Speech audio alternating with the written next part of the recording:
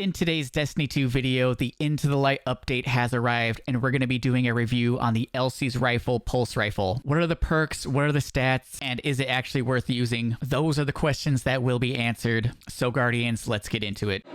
Yo, it's time to subscribe to Paid to Be Famous. What are you doing? Subscribe to Paid to Be Famous. Subscribe to Paid to Be Famous. Like the video, come on. Hell you know yeah. the drill. Button. And slap that like button. Woo! Hey.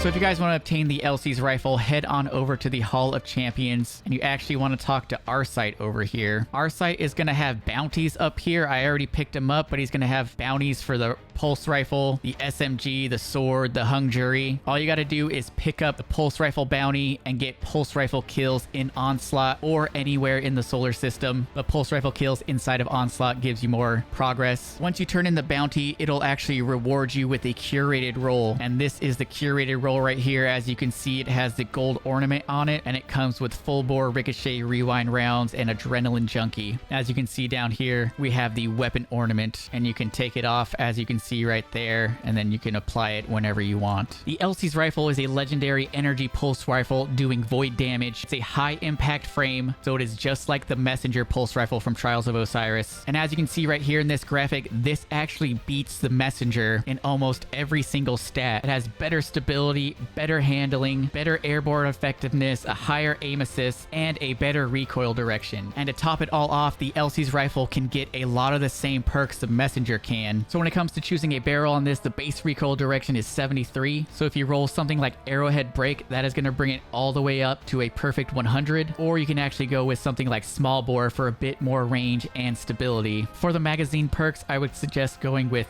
Ricochet rounds or high caliber rounds. Ricochet rounds is going to give you a +5 to range, +10 to stability. High caliber rounds is just going to give you a +5 to your range. And then if you want to use this in PvE, I would go with something like Appended Mag. That's going to increase your magazine size. In the first column of trait perks, you've got Feeding Frenzy, Zen Moment, Repulsor Brace, Loose Change, Keep Away, Under Over, and Rewind rounds. For the Crucible, the two perks you want to look out for is Zen Moment and Keep Away. Right here in my inventory, I have a Pulse Rifle with Zen Moment, and I also have a Pulse Rifle with Keep Away. By far, I gotta say, Zen Moment felt a lot better than Keep Away. It was way easier for me to land shots with the Zen Moment roll. So for PvP, I would say go with Zen Moment over Keep Away, but Keep Away is still a very good perk. Keep Away is going to increase your reload range and accuracy when targets are farther than 15 meters away. Zen Moment states causing damage with this weapon reduces recoil and flinch over time. And let me just say that anti-flinch really comes in handy in those 1v1s. Now, if you were using this for PvE, Feeding Frenzy is good. Repulsor Brace is very good. You also have Under Over and Rewind rounds. Repulsor Brace states that defeating a void debuff target grants an overshield. This is really good for any of the void builds that you guys have. Feeding Frenzy is going to give you a faster reload based on the number of targets defeated. And you got Rewind rounds. When this magazine is empty, it refills from reserved based on the number of hits. And then another good perk not to overlook is actually Under Over. Deals bonus damage to targets with overshields.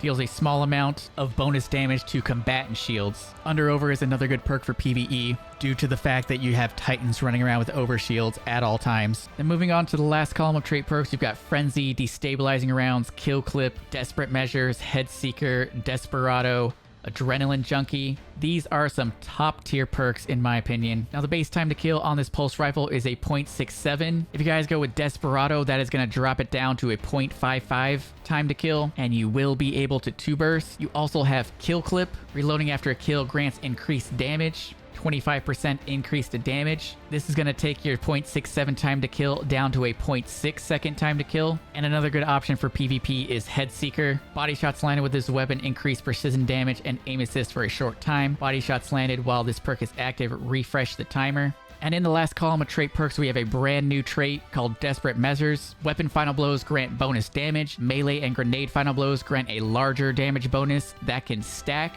D2 Foundry doesn't have any damage number increases available yet, but if I happen to go into a private match before this comes out, I'll put in the footage right now so you can see how much of a damage increase it is. So when you get one weapon kill, it's going to give you one stack, and it's going to go from 41 to 45 to the head, which is a 10% increase to damage. And then when you get an ability kill, it's going to automatically give you 2 stacks, and it's going to go from 41 to 49 to the head. And then if you happen to get 2 ability kills, it's going to give you a ×3 stack, and it's going to go from 41 to 53. So a ×1 stack is about 10% increase, ×2 stack is about 20% increase, and a ×3 is about 30% increase to damage, which is pretty nasty in the Crucible. And if you guys are looking for a PvE role, you do have destabilizing rounds. Final blows cause nearby targets to become volatile. You pair this with Repulsor Brace, and that is going to be a very nasty combo for those Void builds. Destabilizing rounds going to make the target volatile. Once you kill them, it's going to proc Repulsor Brace. It's going to give you that Void Overshield for 8 seconds. Very nasty. And this Pulse Rifle also comes with an Origin trait perk. Final blows grant Grenade Energy when playing a Light subclass, or it grants Melee Energy when playing a Darkness subclass. So Guardians, what is the God roll?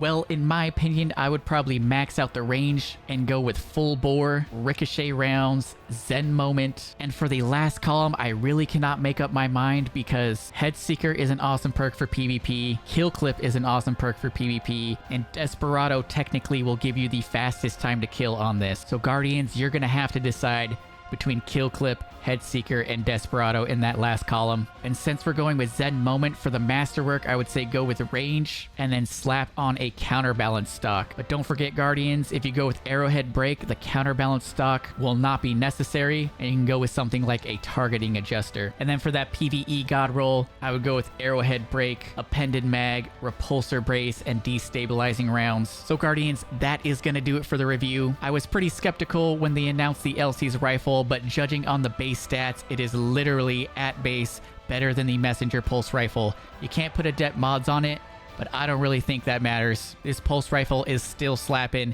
It's going to do well in PvE. It's going to do well in PvP. Into the Light update is completely free, so everybody has a chance to get the role that they're hunting. If you guys found this review helpful, don't forget to subscribe to the channel if you guys are new. Leave a like if you enjoyed the content. Follow me over on Twitch for the live streams, and I'll catch you Guardians in the next video. Peace.